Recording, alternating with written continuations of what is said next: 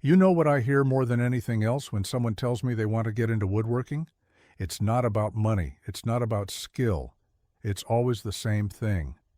I'd love to start, but I've got no space, no garage, no basement. Maybe a one-bedroom apartment or a rental where you can't even hang a picture without worrying about the deposit. I used to nod along with that because I believed it too. I thought real woodworking meant a proper shop with machines and dust collection and a heavy workbench bolted to the floor. Then I started learning how traditional Japanese woodworkers actually work, and I realized something that honestly made me feel a little foolish. They never needed any of that. Their entire system was designed from the ground up for exactly the constraints you think are stopping you. Today I'm going to walk you through how that works piece by piece so you can see for yourself that the excuse you've been carrying around isn't real. And stick around to the end because I'll show you a specific technique for stabilizing stock on the floor that changed how I work even when I do have bench space. Let's get into this. What we're really talking about here is a complete woodworking system that was refined over centuries in a country where living spaces have always been small, where rooms serve multiple purposes, and where the idea of dedicating an entire building to a hobby would have seemed strange to most people. And the remarkable thing is, it works. Not as a compromise, not as a lesser version of real woodworking. It works beautifully for joinery, for boxes, for kumiko, for small furniture, for anything that fits within arm's reach of where you're sitting. So let me give you some context, because understanding where this comes from is what makes everything else click. In Japan, the traditional way of working wood is called sawari shigoto. That roughly translates to seated work or kneeling work. And it's not some obscure historical footnote. This is how woodworking was done for centuries, and it's still how many traditional craftsmen work today. The woodworker sits or kneels on the floor, usually on a simple mat, with the work held in place not by a vise or a clamp, but by the craftsman's own body, their knees, their feet, their weight, pressing down on the stock. That's the holding system. Now, when I first encountered this, I'll admit I thought it sounded uncomfortable and impractical. I'm in my 60s. My knees have opinions about things like kneeling on hardwood floors. But here's what I didn't understand at first. The whole system is built around this position. The tools are designed for it. The sawing motion, the planing motion, the way you orient the wood, all of it assumes you're down low, using gravity and body weight instead of mechanical advantage. And once you actually try it, you realize something surprising. You have more control, not less. Your center of gravity is low. You can feel the work through your whole body. There's an intimacy with the material that you just don't get standing at a bench, reaching over a vise. The Japanese craftsmen who developed this weren't working in big open shops the way we picture a Western woodworker's garage. Many of them worked in rooms that doubled as living spaces. They'd lay out their tools, do their work, sweep up the shavings, and the room went back to being a home. That's not a limitation they were working around. That's the system working exactly as intended. The first thing you need to understand is how the floor itself becomes your workbench. In Western woodworking, we're taught that a heavy, rigid bench is essential, and for Western-style work, that's true. You're pushing planes away from you, driving chisels with mallets, and all of that force needs something solid to push against.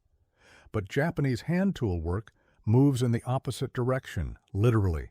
You pull the plane toward you, you pull the saw toward you. The cutting stroke is on the pull, not the push, and that changes everything about what you need underneath the work. When you're pulling a kana, which is the Japanese hand plane, across a board, the force goes into your body, not into the bench. You brace the far end of the board against a stop, and you draw the plane back toward your knees. Your weight on the floor is the anchor. I've planed boards sitting on a tatami mat in a living room, and the surface quality was identical to what I get at my bench. Identical. Because the physics don't care whether you're standing or sitting. They care whether the work is stable. And your own body weight does that job remarkably well. For chiseling, you simply kneel on the board or place your knee next to the joint, and the stock isn't going anywhere. For sawing, you can brace the board with your foot or your knee while you draw the saw through the cut. It sounds primitive until you try it, and then it just sounds smart. Now, the one tool that really makes floor-based planing work is the die. This is a planing beam, and it's beautifully simple. It's essentially a long, low beam, usually about 4 to 5 feet long and maybe 3 inches square, made from a dense hardwood. You set it on the floor in front of you, and there's a small stop or hook at the far end. You butt your board up against that stop, kneel behind the beam, and plane toward yourself. The beam gives the board something to push against as you pull the kana back. You can make an die from a single piece of white oak or hard maple in about an hour. Some people use a 2x4 to start with, which works fine while you're learning. The stop at the far end can be as simple as a small block of wood screwed or pegged into place. The whole thing weighs maybe 8 or 10 pounds, and it stores flat against a wall or under a bed. I keep mine behind my couch when I'm not using it. Nobody knows it's there. What makes the die clever is that the beam itself doesn't need to be heavy. Because you're pulling toward yourself, the friction of the beam sitting on the floor and the board pressing against the stop is all the resistance you need. I've planed hinoki cypress, white pine, and even hard maple on my die without it shifting at all. If you're on a slippery floor, a piece of rubber shelf liner underneath solves that instantly. By the way, if you are enjoying learning about these ancient methods, I put together something I think you will really appreciate. It is called Kenji's Workshop, and it is a collection of 100 ancient Eastern woodworking secrets for the modern craftsman. Techniques like the ones we are covering today, and a whole lot more. You can grab your copy by scanning the QR code on screen, or just use the first link in the description. All right, let us keep going. For cutting, you don't need a full-size sawhorse. Traditional Japanese woodworkers use low sawhorses, sometimes just 6 to 8 inches tall, that sit on the floor in front of you while you kneel behind the work. You can make a pair from scrap wood in 30 minutes. They're just 2 short legs with a crosspiece, nothing fancy. The board sits across the horse, you hold it with one hand or brace it with your knee, and you cut with a Japanese pull saw. A ryoba, which is a double-edged pull saw with cross-cut teeth on one side and rip teeth on the other, handles almost every cut you'll need.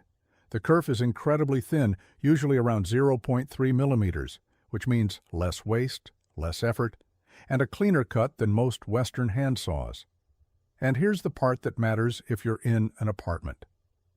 A pull saw is quiet. Not power tool quiet, not even loud hand tool quiet. I mean, you can use one at 10 o'clock at night and your neighbor won't know. I've done it. Nobody knocked on my wall. Now let me talk about the mess, because this is where the apartment and renter advantage really shows up. When you work with Japanese hand tools, you produce shavings, not dust. A sharp kana produces these beautiful, translucent curls of wood that fall right at your feet. They don't float in the air. They don't coat every surface in the room. They don't get in your lungs. You lay down a simple canvas mat or a cheap drop cloth, maybe 4 feet by 6 feet, and everything lands on it.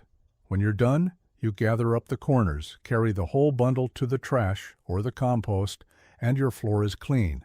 Compare that to a power sander, which fills a room with fine particulate that settles on everything you own and requires a respirator to use safely. Or a table saw, which throws dust 10 feet in every direction and sounds like a jet engine. In an apartment, hand tools aren't just an alternative.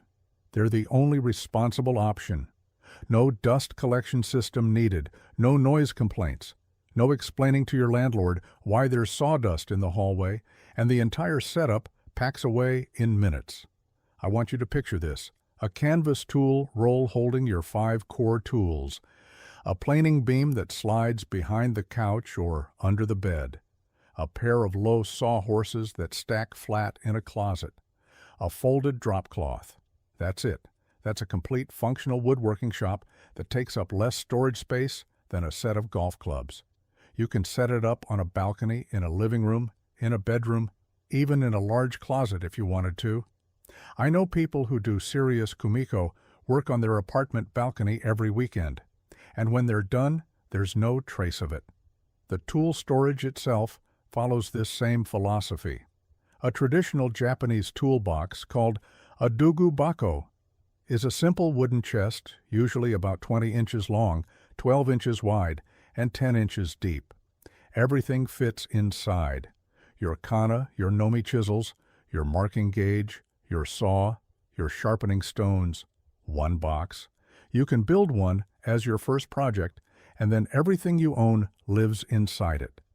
Pick it up with one hand and go wherever you want to work. Now let me tell you what you can actually make with this setup, because I don't want you thinking this is limited to shaving practice. I built a small hinoki box, about 8 inches by 6 inches by 4 inches, entirely on my living room floor using 5 tools. A kana for planing the faces and edges, a ryoba saw for cutting the pieces to length, a set of 3 nomi chisels, 6mm, 12mm, and 24mm for chopping the joints, a marking gauge for layout, and a combination square. That's 5 tools, and I made a box with hand-cut dovetails, a fitted lid, and a finish straight off the plane. Start to finish, it took me about 6 hours spread over 2 evenings, and the only evidence it ever happened was a small bag of shavings. For kumiko, the delicate lattice work you see in traditional Japanese screens, floor work is actually ideal because you're looking straight down at the geometry. Boxes, small shelves, tool handles, cutting boards, picture frames, jewelry boxes, all of these are fully within reach of a floor-based setup. I won't pretend you're going to build a dining table this way. Milling rough lumber by hand is slow, and large stock is hard to manage without a bench. That's a real trade-off, and I want to be honest about it. You're swapping speed for space. But for anything that fits in your lap or in front of your knees, the system doesn't just work, it's elegant. Let me share some patterns I've noticed, things I believed for years, that this tradition completely dismantles. The first one is that you need a workbench to do real joinery. I believe this so deeply that I spent $2,000 on a European-style bench before I ever cut a dovetail. But traditional Japanese joiners have been cutting joints that outlast buildings on the floor for centuries. The bench is a tool, not a requirement. The second pattern is that hand tools are a stepping stone to power tools. A lot of us start with hand tools because we can't afford machines yet, and we treat them as a temporary compromise. But in this tradition, hand tools aren't the beginning, they're the destination. A sharp kana produces a better surface than any sander. A ryoba cuts cleaner than most bandsaws. The tools aren't primitive, they're refined. The third pattern is that sawdust is just part of woodworking. We accept it because we've never questioned it. But when you switch to edge tools, planes, and chisels, you realize that dust is a symptom of tearing wood fiber apart instead of slicing it cleanly. Shavings mean the tool is working correctly. Dust means something is being forced. The fourth pattern is that you need a dedicated space. This is the big one. We've been told that a shop is a prerequisite, and it's simply not true. The space you need is the space you're sitting in right now. Once you see that, the excuse disappears. Now for that bonus tip I promised at the beginning. When you're working on the floor and you need to saw a board, here's how to hold it without any clamp or vise. Place the board flat on your mat with the cut line hanging just past the edge of your low sawhorse. Now put your left knee directly on the board, about 8 inches back from the cut line. Press your weight down through that knee. The board is locked to the horse. Both hands are free, one to steady the far end of the board and one to saw. The pressure you can apply through your kneecap on a flat board is remarkable, far more than a typical quick clamp, and it adjusts instantly. If the board starts to creep, you just shift your weight forward slightly. I use this technique even when I'm at my bench now, kneeling on a board on the bench top to hold it for crosscuts. It's faster than reaching for a clamp every single time, and the hold is rock solid. Before we wrap up, if today's video taught you something new, imagine having 100 techniques like this at your fingertips. That is exactly what Kenji's workshop is. It is my collection of ancient Eastern woodworking secrets for the modern craftsman, all in one place, with detailed photos and clear instructions. You can get your copy by scanning the QR code on screen or using the link in the description. Thanks for being here. I will see you next time.